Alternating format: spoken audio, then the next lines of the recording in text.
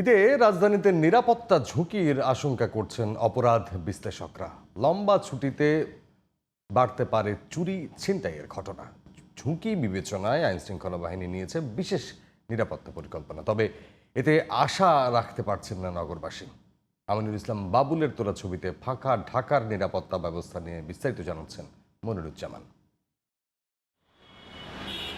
সাপ্তাহিকের সাথে মিলিয়ে শুরু হয়েছে ঈদের ছুটি। ঈদের পর ৩ এপ্রিল কর্মদিবস থাকলেও নির্বাহী আদেশে তা বাতিল করা হয়েছে। ফলে শুক্রবার থেকে টানা ৯ দিনের ছুটির কবলে রাজধানীবাসী।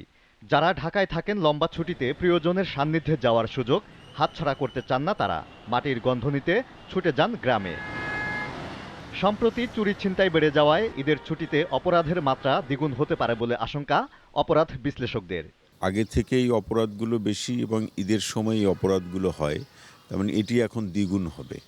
পুলিশ আইন প্রয়োগ করতে গিয়ে নিজেরাই নানা ধরনের আক্রমণের শিকার হচ্ছেন। সেখানে মানুষের জানমালের নিরাপত্তার প্রশ্নে পুলিশ কতটা পরিপূর্ণ বা শতভাগ দায়িত্ব পালন করতে পারবে সেই সংশয় নাগরিকের মনে থাকাটা অস্বাভাবিক কোনো কিছু না। নগরবাসীকে স্বস্তির ঈদ উপহার দিতে রাতে পর্যাপ্ত আলোর ব্যবস্থার পাশাপাশি অপরাধ প্রবণ এলাকায় পুলিশকে কার্যকর ব্যবস্থা গ্রহণের পরামর্শ এই অপরাধ বিশ্লেষকের।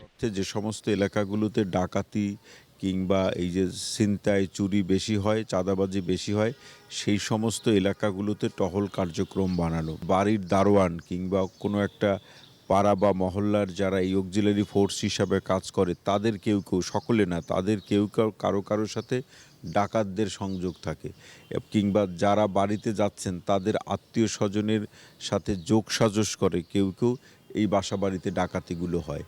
এই জায়গাগুলোতে কিন্তু সতর্ক থাকা। ঈদের আগে ও পরে নগরবাসীর নিরাপত্তায় এবং নিরাপদ সড়ক নিশ্চিতে গুচ্ছ পরিকল্পনা নিয়েছে ঢাকা মেট্রোপলিটন পুলিশ। বিভিন্ন আবাসিক এলাকা, বাণিজ্যিক এলাকা, বিপণী বিতানগুলো ঘিরে আমাদের বিশেষ পরিকল্পনা থাকবে। যে নিয়মিত টহল কার্যক্রম সেটা আরও জোরদার করা হবে এবং বিভিন্ন কৌশলগত এবং গুরুত্বপূর্ণ স্থানগুলোতে তল্লাশি চৌকি স্থাপন করা হবে। এর বাইরে আমাদের গোয়েন্দা নজরদারিতে থাকছে। তবে মেগাসিটির নিরাপত্তা ব্যবস্থা নিয়ে যেন দুশ্চিন্তার শেষ নেই রাজধানীবাসীর। বলছেন পুলিশের মনোবল ভেঙে যাওয়ায় স্বস্তিতে নেই তারা। লোকও বাড়তেছে, চুরি ছিনতাইও বাড়তেছে। আগে যেরকম আমরা প্রশাসনিকভাবে অ্যাক্টিভ অনেক কিছু দেখছি, এখন ওই রকম আমরা দেখতে পাইতেছি না। এক ধরনের উচ্ছৃঙ্খল মানুষ আছে ইতিমধ্যে দেশে বিশৃঙ্খলা সৃষ্টি করার জন্য চেষ্টা করছে। শুধু আইনশৃঙ্খলা বাহিনী এত বড় শহরের নিরাপত্তা দিতে পারবে না মন্তব্য করে নগরবাসীকে সচেতন হওয়ার পরামর্শ দিয়েছেন অপরাধ বিশ্লেষকরা। Moniruzzaman, GTV news, Dhaka.